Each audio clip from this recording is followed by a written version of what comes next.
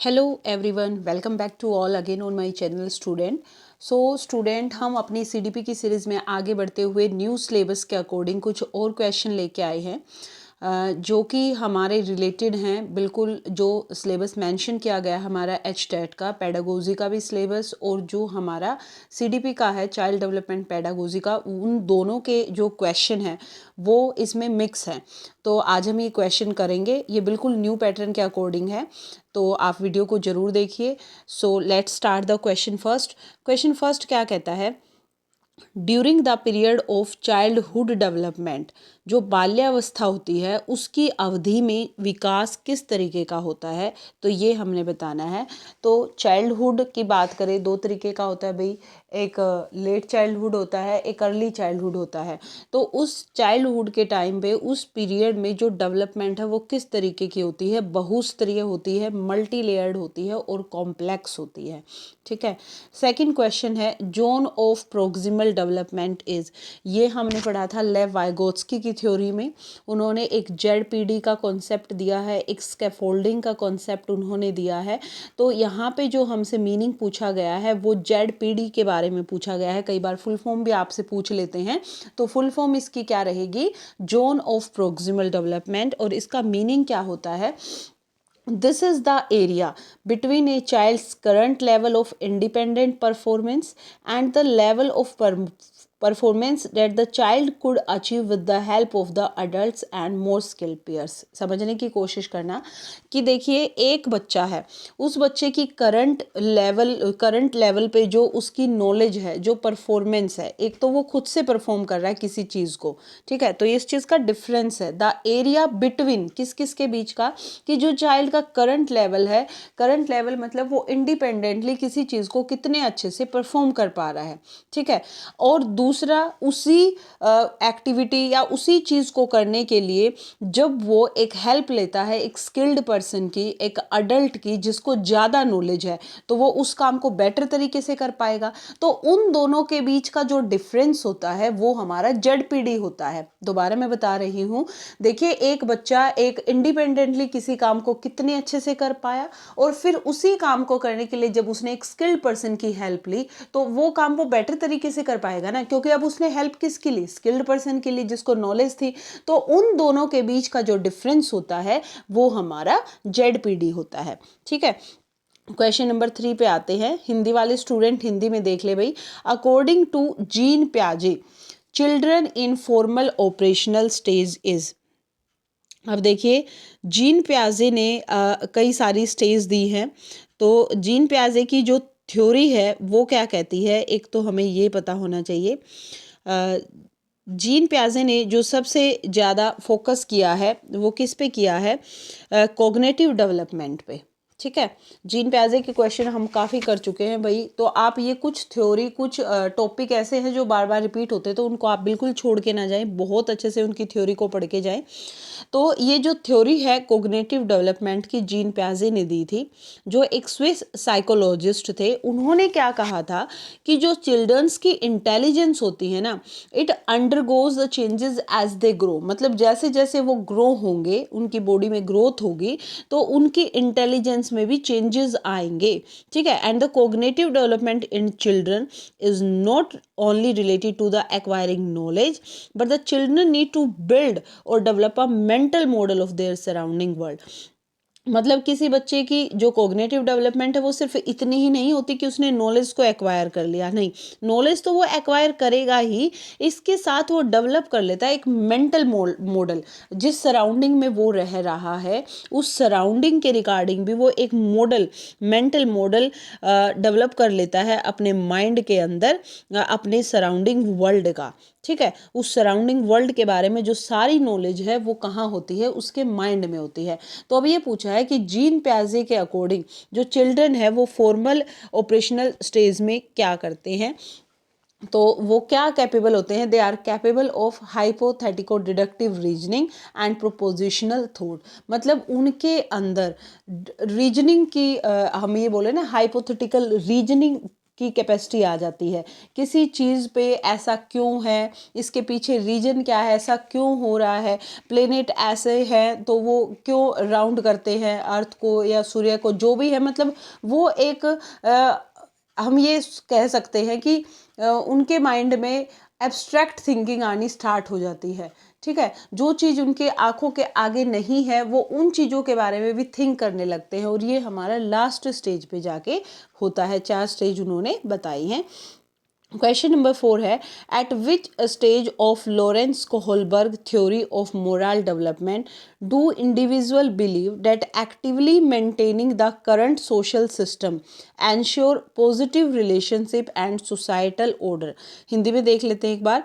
Lawrence Kohlberg की नैतिक विकास के सिद्धांत के अनुसार व्यक्ति किस अवस्था में है जब वह विश्वास करता है कि वर्तमान सामाजिक प्रणाली को सक्रियतापूर्वक बनाए रखने से धनात्मक मानवीय संबंध और सामाजिक वर्ग सुरक्षित रहता है। मतलब एक व्यक्ति यह मानता है, उसका यह विश्वास होता है कि अगर जो वर्तमान उनका सोसाइटल सिस्टम चल रहा है, पॉजिटिव सोसाइटल सिस्टम है, तो उसको अगर हमें मेंटेन रखना है ना, तो सोसाइटी के बीच में और मानव के बीच में जो संबंध है वो बहुत अच्छे होने चाहिए। तो ऐसा किस एज में बंदा सोचता है और किसके अकॉर्डिंग हमने बताना है? लॉरेंस कोहलबर्ग के अकॉर्डिंग हमने बताना है। तो ऐसा कब होता है? The social order maintaining orientation, इस स्टेज में बंदा ऐसा सोचता है। सेकंड ऑप्शन यहाँ पे करेक्ट रहेगा भाई। नेक्स्ट देखिए, which of the following is a correctly matched pair of type of intelligence and state performance possibility as per Harvard Gardner theory of multiple intelligence. तो ये सारी ही इंटेलिजेंस किसने दी है? गार्डनर ने दी है भाई। गार्डनर ने 8 तरह की इंटेलिजेंस बताई थी, जो यहाँ पे हमें बताना है कि क्या ये पर्टिकुलर इंटेलिजेंस इनके अंदर ही होती है। मतलब एक तरीके से हमने करेक्ट पेयर यहाँ पे फाइंड आउट करना है। तो देखिए, वैसे तो ये तीनों यहाँ पे गलत है, और बिल्कुल जो करेक्ट आंसर है बोर्डली काइनेस्थेटिक, ये किन के अंदर होती है? जो एथलीट पर्सन होते हैं उनके अंदर ये होती है। लेकिन देखिए, हमें पता होना चाहिए स्पेशियल इंटेलिजेंस क्या है, इंट्रापर्सनल क्या है, लिंग्विस्टिक क्या है, बोर्डली काइनेस्थेटिक क्या है। एक एक करके मैं आपको बताती जाती हूँ। देखिए, स्पेशियल इंटेलिजेंस जो होती है, this is the concept of being able to successfully perceive and derive insight from visual data. समझने की कोशिश करना, आपके सामने कोई डाटा है, विजुअली आपके सामने कोई डाटा है, और उस डाटा को देख के आप कितनी जल्दी उसको परसीव करते हैं और अपनी इनसाइट को उस डाटा के ऊपर बाहर निकालते हैं, वो हमारी स्पेटियल इंटेलिजेंस है। मतलब आपके आगे कोई डाटा है, विजुअल डाटा है, आपने उस डाटा को परसीव किया और उस डाटा के बारे में आपने अपने इनसाइट से जो भी व्यू आए वो आपने सामने रखे। अगर आप ऐसा कर पा रहे हैं तो आपकी स्पेटियल इंटेलिजेंस है। ठीक है, या हम ये कहें कॉग्निटिव प्रोसेस, ये जो कॉग्निटिव प्रोसेस है, एक तो इसको हम क्या बोलते हैं, is known as an aptitude for understanding the visual information. आपने किसको अंडरस्टैंड किया? विजुअल इंफॉर्मेशन को, in the real and abstract word as well as innate ability to envision the information. आपके अंदर से वो एबिलिटी थी कि आपने उस इंफॉर्मेशन को ड्राइव किया विजुअल डाटा से। ठीक है, सेकंड है भाई जो यहाँ पे हमारी है इंट्रा पर्सनल इंटेलिजेंस। इंट्रा होता है भाई विद इन, अपने ही अंदर, और इंटर होता है दो के बीच में। तो intra personal intelligence is the capacity to understand oneself, one's thought and feeling. मतलब अगर आप अपनी ही आपके अंदर ये कैपेसिटी है कि आप अपने आप को समझ पा रहे हैं, अपनी थॉट्स को, अपनी फीलिंग्स को, ठीक है, आप उनको समझ पा रहे हैं, and use such knowledge in planning and in the direction of one's life. और जब आप अपने आप को समझ पाते हैं तो उस नॉलेज को आप कहाँ यूज़ कर रहे हैं? अपनी लाइफ की प्लानिंग के लिए, अपनी बेटर डायरेक्शन के लिए लाइफ के अंदर। तो आप क्या हैं? इंट्रापर्सनल इंटेलिजेंस आपके अंदर है। ठीक है, और हम ये नहीं कह सकते कि भाई जो इंट्रापर्सनल इंटेलिजेंस है it involve only the appreciation of the self. खुद की एप्रिसिएशन नहीं होती, but also the appreciation of the condition of other human also, तो वही पर्सन इंट्रापर्सनल इंटेलिजेंस उसके अंदर है। अब बोर्डली काइनेस्थेटिक इंटेलिजेंस तो दिख ही रही है एथलीट के अंदर, मतलब ये किस तरह की कैपेसिटी है कि मतलब एक पर्टिकुलर पर्सन मैनिपुलेट कर पाता है अलग अलग ऑब्जेक्ट को, वो यूज़ कर पाता है ए variety of the physical skills, ठीक है। And this intelligence involve a sense of timing and the perfection of skill through mind body union. उसके अंदर हर फिजिकल स्किल की क्या होगी, परफेक्शन होगी, और वो किसके यूनियन से होगी, उसकी माइंड और बॉडी के यूनियन से होगी। जैसे हम बोले एथलीट तो है ही आपके आगे, डांसर है, सर्जन है, क्राफ्ट पीपल हैं जो ये क्राफ्टिंग करते हैं, तो इन सारों के अंदर क्या है भाई, बोर्डली काइनेस्थेटिक इंटेलिजेंस है। और लिंग्विस्टिक इंटेलिजेंस सभी को पता है, जिनकी होल्डिंग पावर अच्छी है किस पे, लैंग्वेज पे, ठीक है, तो वो उनके अंदर लिंग्विस्टिक इंटेलिजेंस है। चलिए मूव करते हैं, तो यहाँ पे करेक्ट ऑप्शन भाई यही है, according to Lev Vygotsky. Lev Vygotsky की थ्योरी भी हम देखिए, जो लेव वाइगोत्स्की का क्वेश्चन है ना, ये आप सब देख रहे हैं कि ये हर पेपर में पूछा जा रहा है हमसे, तो आपको इसकी थ्योरी बहुत अच्छे से आनी चाहिए। लेव वाइगोत्स्की क्या कहते हैं, Vygotsky social development theory assets that a child cognitive development and learning ability can be guided and mediated by their social interaction। वो मतलब ना सोसाइटी को बहुत महत्व देते हैं, कल्चर को बहुत मानते हैं। वो कहते हैं कि एक बच्चे का जो कॉग्निटिव डेवलपमेंट होता है ना, उसके माइंड का जो डेवलपमेंट है या उसकी जो लर्निंग एबिलिटी है, वो बेस्ट मीडिएट कब होगी, जब उसका इंटरेक्शन होगा सोसाइटी के साथ, ठीक है। एंड जो इसकी थ्योरी है भाई, इसको वाइगोत्स्की सोशियो कल्चरल थ्योरी भी बोलते हैं। सभी को पता है क्यों बोलते हैं, क्योंकि ये कल्चर को काफ़ी महत्व देते हैं और सोशल प्रोसेसेस को भी ये काफ़ी मानते हैं, तो ये आपको ध्यान रखना है। तो अब हमें बताना है according to Lev Vygotsky theory, हमें आंसर देना है लैंग्वेज। एक बात ये भी याद रखनी है कि किसी भी कल्चर को सीखने के लिए ज़रूरत किसकी है, लैंग्वेज की है। तो लैंग्वेज प्ले करती है इम्पोर्टेंट रोल किसमें, in the cognitive development of the children, तो ये आपको ध्यान रखना है। नेक्स्ट है भाई, progressive classroom assessment of learner during the process of teaching और लर्निंग। तो किस तरीके से होगी असेसमेंट वहाँ पे बच्चों की, और क्लासरूम कैसा है, प्रोग्रेसिव क्लासरूम है। तो सबसे पहले तो हमें यही पता होना चाहिए कि एक्चुअल में प्रोग्रेसिव क्लासरूम है क्या। देखिए, प्रोग्रेसिव क्लासरूम ना प्रमोट करता है कोऑपरेटिव लर्निंग को, ठीक है। यहाँ पे जो चिल्ड्रन है वो जो कुछ गेन करते हैं सोशली, वो गेन करते हैं क्योंकि कोऑपरेटिव लर्निंग है। एकेडमिकली नॉलेज उनको होती है, कहाँ से होती है, वो भी कोऑपरेटिव लर्निंग से होती है। तो जो प्रोग्रेसिव क्लासरूम है, this is the best way for the student to experiences the real world situation. जब वो ग्रुप में पढ़ेंगे, कोऑपरेशन में पढ़ेंगे, कोऑपरेटिवली उनकी स्टडी होगी, तो वो एक तरीके से क्लासरूम के ही अंदर एक्सपीरियंस करेंगे रियल वर्ल्ड सिचुएशन को, ठीक है। रियल सेटिंग में वो सीखेंगे। और जो ये प्रोसेस होता है ना भाई, लर्निंग बाय डूइंग, आपने लर्न किया कुछ करके, खुद कुछ करके लर्न किया, तो this is the heart of the style of the teaching. आप इसको हर्ट कहिए। तो प्रोग्रेसिव क्लासरूम में क्या होता है भाई, हमने आंसर बताना है यहाँ पे करेक्ट। तो यहाँ पे जो करेक्ट ऑप्शन रहेगा क्वेश्चन नंबर 7 का, वो रहेगा हमारा 4 is very important since it give insight into children's understanding and help the teacher to reflect on her pedagogy. मतलब प्रोग्रेसिव क्लासरूम में जो असेसमेंट है लर्नर्स की, वो बहुत महत्वपूर्ण है, क्योंकि ये बच्चों को समझ की जानकारी देता, वो कहीं गलत है तो उनको समझ आ जाती है उनकी गलती बताने के बाद, और अध्यापिका को भी अपने शिक्षा शास्त्र पर, मतलब जो टीचिंग मेथड उसने यूज किया है उस पर विचार करने में सहायक होती है। क्वेश्चन नंबर 8 देखिए, an effective classroom strategy to reduce gender stereotyping and broadening developmental possibility for all sexes is। मतलब आपको जेंडर रूढ़िवादिता को कम करना है और विकास के विस्तार की संभावनाओं को बढ़ाने के लिए जो प्रभावशाली पद्धति है सभी के लिए, वो क्या है, वो हमने बताना है। तो यहाँ पे जो रहेगा भाई, forming mixed sex activity group and promote the discussion. मतलब आप इस तरह के क्रियाकलाप लेंगे जिसमें मिश्रित लिंग समूह आप बनाएंगे और वो विचार विमर्श करेंगे और आप उनको विचार विमर्श करने के लिए प्रोत्साहित करेंगे, तो हम जेंडर स्टीरियोटाइपिंग को कुछ कम कर सकते हैं। नेक्स्ट क्वेश्चन पे आइए स्टूडेंट। नेक्स्ट देखिए, multilingualism in a classroom need to the need to be understood as dash by the teacher, मतलब अध्यापकों को कक्षा में बहुभाषीयता को डैश समझना चाहिए। क्या समझना चाहिए भाई? एक गुण और साधन, an asset and resources. Multilingualism को भी वो एसेट्स माने, रिसोर्स माने, ठीक है। Child centred classroom is one which, आप किस तरीके के क्लासरूम को चाइल्ड सेंटर्ड क्लासरूम बोलेंगे?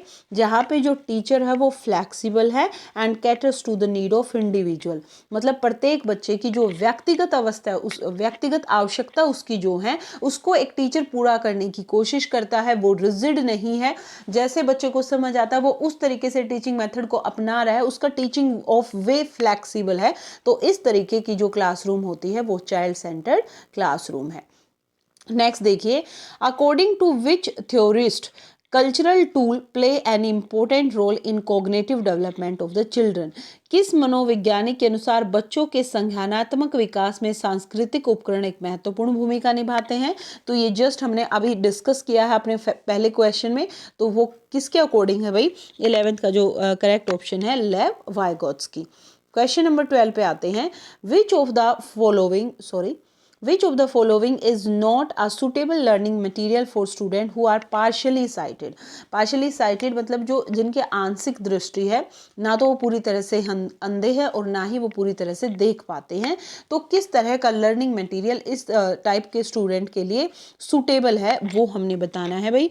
तो यहाँ पे यह है स्मॉल प्रिंट वर्कशीट, छोटी मुद्रा वाली जो कार्य सीट होती है, ऐसी कार्यशीट इन बच्चों के लिए उपयोगी होती हैं। The underlying belief behind inclusive education, समावेशी शिक्षा के पीछे एक अंतर्निहित जो विचार है, इस इंक्लूसिव एजुकेशन को लाने का जो एक विचार है वो क्या है? ठीक है, तो ये वो फिलोसफी है जिसमें हम क्या करते हैं, हर चिल्ड्रन को राइट होता है कि उनको इक्वल एजुकेशन मिले रेगुलर क्लास के अंदर। देखिए पहले क्या करते थे, जो डिसेबल पीपल होते थे, डिसेबल्ड चिल्ड्रन होते थे, उनके लिए अलग से स्कूल और अलग से क्लासेस होती थी।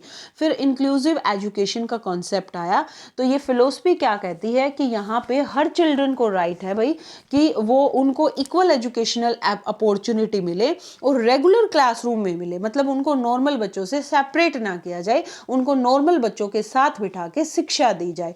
तो ये हमारी इंक्लूसिव एजुकेशन थी। तो फोर्थ ऑप्शन यहाँ पे करेक्ट रहेगा। क्वेश्चन नंबर 14 पे आते हैं, needs of gifted and creative children can be addressed by, जो गिफ्टेड चिल्ड्रन होते हैं और हमारे क्रिएटिव चिल्ड्रन होते हैं उनकी नीड को एड्रेस कैसे करें? ठीक है, तो देखिए सबसे पहले तो आपको ये पता होना चाहिए कि गिफ्टेड चिल्ड्रन क्या होते हैं। गिफ्टेड चिल्ड्रन वो चिल्ड्रन होते हैं जो जन्म लेते हैं अबव एवरेज नेचुरल एबिलिटीज़ के साथ। ठीक है, ये वो टैलेंटेड चिल्ड्रन हैं जिनके अंदर नेचुरल एबिलिटी होती है टू हाई लेवल चिल्ड्रन, हम उनको कह सकते हैं, और ये कह सकते हैं कि वो गिफ्टेड है, वो टैलेंटेड है हर चीज़ के अंदर, बहुत सारे एरिया लाइक स्पोर्ट्स के अंदर, स्टडी के अंदर, आर्ट के अंदर, म्यूज़िक के अंदर। तो हम ये बोल सकते हैं ओवरऑल कि उनकी जो इंटेलेक्चुअल एबिलिटी है ना वो ज़्यादा होती है। ठीक है, और क्रिएटिव चिल्ड्रन आप किसको मानेंगे? Creative means being able to have a fresh perspective on something and learning to see life from different angle, मतलब उसका जो पर्सपेक्टिव है लाइफ को देखने का, अलग अलग नज़रिए से वो अपनी लाइफ को अलग अलग एंगल से देखते हैं।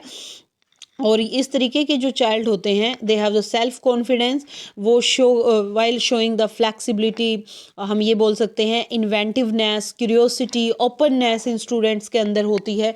तो ये होते हैं हमारे गिफ्टेड और क्रिएटिव चिल्ड्रन।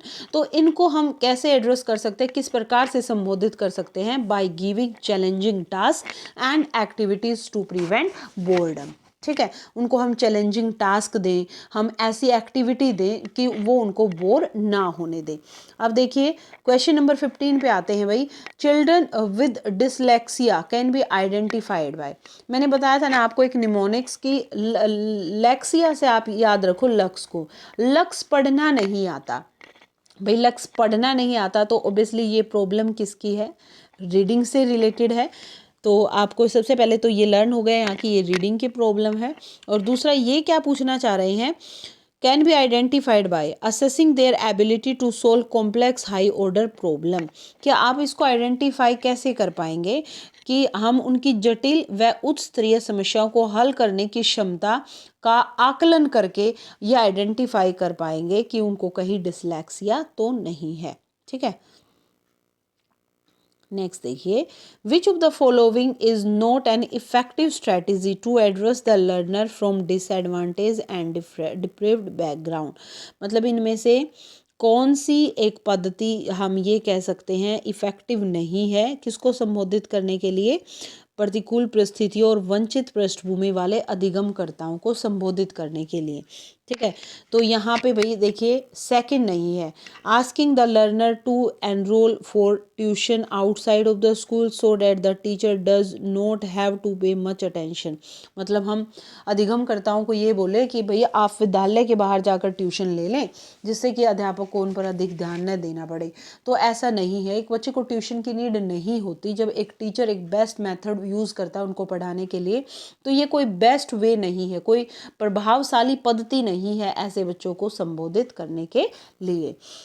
क्वेश्चन नंबर 17 है, physical and emotional health of children dash there learning. अब अगर उनकी फिजिकल और इमोशनल हेल्थ अच्छी होगी तो वो क्या करेंगे, ये हेल्प करेगी या प्ले करेगी इम्पोर्टेंट रोल उनकी लर्निंग के अंदर। ठीक है, सेकंड ऑप्शन करेक्ट है। To promote meaningful learning in the classroom. अगर आपको प्रमोट करना है अर्थपूर्ण अधिगम क्लासरूम के अंदर तो टीचर को क्या करना पड़ेगा, अ टीचर शुड, टीचर के लिए क्या जरूरी है वहाँ पे, तो promote dialogue and discussion among children to build multiple perspective. मतलब आप विद्यार्थियों में संवाद जिसको हम डायलॉग कहते हैं और डिस्कशन जिसको हम परिचर्चा कहते हैं उसको आप प्रोत्साहित करेंगे जिससे वे बहुपरिप्रेक्ष्य करने में सशक्त हो, मतलब मल्टीपल पर्सपेक्टिव उनके अंदर आए।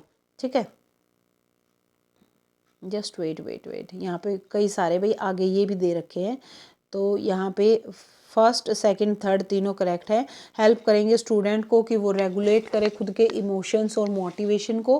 Categorise and label student according to their make ability grouping. मतलब उनकी एबिलिटी के अकॉर्डिंग हम उनके ग्रुप बनाएंगे उनको कैटेगराइज करके। तो ये पहले तीनों ही करेक्ट है। और आप डाइवर्सिटी को इग्नोर कर दे ऐसा नहीं होना चाहिए क्योंकि एक कक्षा में इंडिविजुअल डिफरेंस बच्चों में होता है। तो फर्स्ट थ्री यहाँ पे करेक्ट है। एक मिनट, फर्स्ट थर्ड और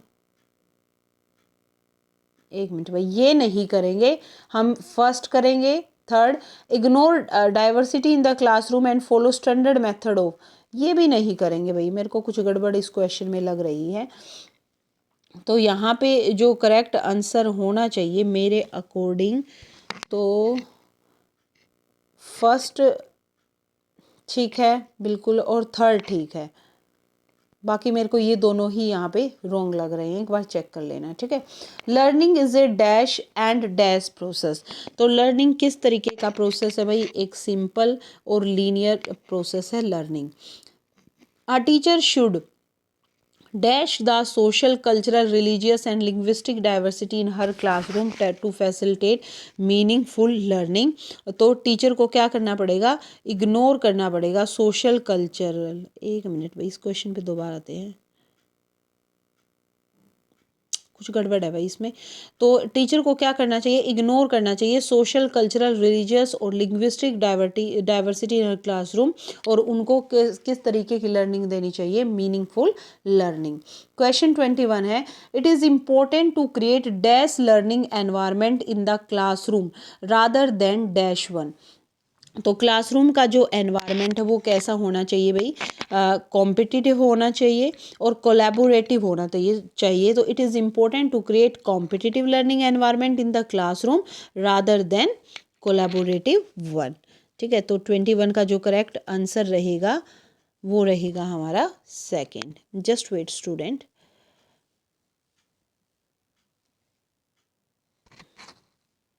नहीं भाई ये सॉरी, इसका ये रहेगा correct answer. It is important to create collaborative learning environment, competitive नहीं होना चाहिए। और एक बार 20 का भी आंसर मैं आपको दोबारा बताती हूँ। A teacher should ignore not, a teacher को अंडरस्टैंड करना चाहिए सोशल, कल्चरल, रिलीजियस और लिंग्विस्टिक डाइवर्सिटी को। ये थोड़े से आंसर गलत हो गए हैं भाई, यहाँ पे अंडरस्टैंड करना चाहिए। अब आते हैं इस क्वेश्चन पे, जो 19 है, 19 का हमारा ठीक है, फर्स्ट ही रहेगा। और ये जो क्वेश्चन मेरे को डाउट लग रहा था आंसर में, मैंने ही थोड़ी सी गड़बड़ कर दी। यहाँ पे जो करेक्ट ऑप्शन है ना वो फर्स्ट है, फर्स्ट और थर्ड ही करेक्ट है, ठीक है, ये दोनों यहाँ पे रॉन्ग है। नेक्स्ट आते हैं क्वेश्चन नंबर, यहाँ तक हमारा हो गया 22 पे। Which of the following is an example of effective motivational strategy to encourage the student to learn. Effective motivational strategy क्या होगी? Providing scaffolding specially when student learn a new skill. मतलब scaffolding हमने लेव वाइगोत्स्की के concept में पढ़ा था कि अगर कहीं पे बच्चे को नीड है किसी स्किल्ड पर्सनस की, तो वहाँ पे हमें रेडी रहना चाहिए कि हम उसको स्कैफोल्डिंग दें, ठीक है। और स्पेशली कब? जब एक बच्चा नई स्किल को सीख रहा है। 23 क्या है? विच of the following statement about children thinkings is not correct. Children की थिंकिंग के बारे में क्या करेक्ट नहीं है? तो ये करेक्ट नहीं है। Children can not think of concept of their own and the primary role of teacher is to provide the information. Second option यहाँ पे करेक्ट है। चिल्ड्रंस फेलियर इन स्कूल, मतलब बच्चों का विद्यालय में असफल होना, ये क्या होगा? ये इंडिकेट करता है कि school has not been able to cater to the need and interest of this child. मतलब ये हमें बताता है, ये निर्दिष्ट करता है कि जो ये पर्टिकुलर विद्यालय है इन बच्चों की आवश्यकताओं और उनके इंटरेस्ट की फुलफिलमेंट नहीं कर पा रहा अगर एक बच्चा फेल होता है तो। 25 है, by working in group teaching and helping each other. जो चिल्ड्रन है समूह में एक दूसरे को पढ़ाने और सहायता करने से क्या होगा भाई? बच्चे स्वयं की चिंतन प्रक्रिया पर आक्षेप कर सकते हैं और संज्ञानात्मक क्रियाकलाप के उस स्तर पर पहुंच सकते हैं, ठीक है। फर्स्ट ऑप्शन यहाँ पे करेक्ट है। In a dash classroom teacher adapt their pedagogy and vary assessment to cater to individual student. तो एक डैश कक्षा में अध्यापिका अपनी शिक्षा शास्त्र व आकलन की विधियों को विद्यार्थियों की व्यक्तिगत जरूरतों के अनुसार परिवर्तित करती है। तो किस तरीके की कक्षा में, वो हमने बताना है प्रोग्रेसिव क्लासरूम के अंदर, जो कि हम ऊपर डिस्कस कर चुके हैं। Which of the following statement about development is correct. Development के रिगार्डिंग क्या करेक्ट है? There is a lot of cultural diversity in the development of the children. मतलब बच्चों के विकास में बहुत सी सांस्कृतिक विविधताएं होती हैं। Which of the following is a major hallmark of the period of middle childhood. निम्नलिखित में से मध्य बाल्यावस्था की अवधि का मुख्य प्रमाण चिन्ह हमसे पूछा है। किसका पूछा भाई? जैसे हमने बताया था, अब इन्होंने 3 कर दिए, अर्ली चाइल्डहुड, फिर मिडिल चाइल्डहुड, फिर लेट चाइल्डहुड। तो वहाँ मिडिल का हमसे पूछा है कि मुख्य जो प्रमाण चिन्ह है वो कौन सा है? तो development of logical thought that is concrete in nature, ये बच्चों के अंदर होती है, डेवलपमेंट होनी स्टार्ट हो जाती है लॉजिकल थॉट की। School dash socialization of children, तो जो बच्चों के सामाजिकरण में जो विद्यालय है उसकी क्या भूमिका है, एक तरीके से हमें पूछा गया है कि जो स्कूल होते हैं ना वो सेकेंडरी एजेंसी होते हैं सोशलाइजेशन की, और जो एक बच्चे की फैमिली होती है भाई वो उसकी प्राइमरी एजेंसी होती है सोशलाइजेशन की, उसके सामाजिकरण की, ठीक है। विच of the following theorist propose that children thinking is qualitatively different from that of adult. मतलब किस मनोवैज्ञानिक ने ये कहा कि जो बच्चों का चिंतन है गुणात्मक रूप से वयस्कों की अपेक्षा अलग होता है, मतलब अडल्ट जो होते हैं उनकी अपेक्षा उनका वो अलग होता है। तो ये हमारा जीन प्याजे ने बोला था। तो भाई ये कुछ क्वेश्चन थे सीडीपी के। होप करती हूँ सभी को क्वेश्चन समझ आए होंगे, और अगर फिर भी किसी को किसी भी क्वेश्चन में कोई डाउट है तो भाई आप अपनी क्वेरी पुट डाउन कर सकते हैं कमेंट बॉक्स के अंदर, मैं ज़रूर उसका आंसर देने की कोशिश करूँगी। और अगर वीडियो आपको अच्छी लगी तो वीडियो को अपने फ्रेंड्स के साथ शेयर ज़रूर करें, क्योंकि आपका पेपर काफ़ी नज़दीक आने वाला है, तो भाई सबकी हेल्प हो जाएगी। और चैनल को सब्सक्राइब करें। Thank you everyone.